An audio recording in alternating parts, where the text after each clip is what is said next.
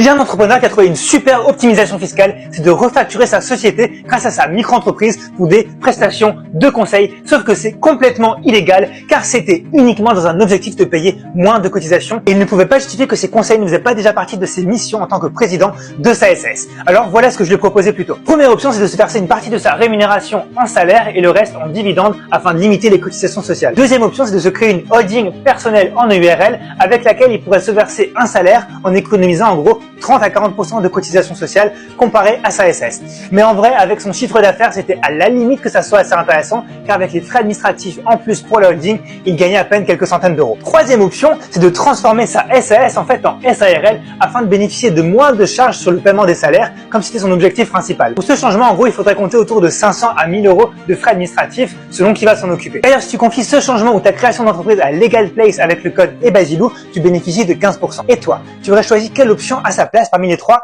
Dis-moi ça en commentaire.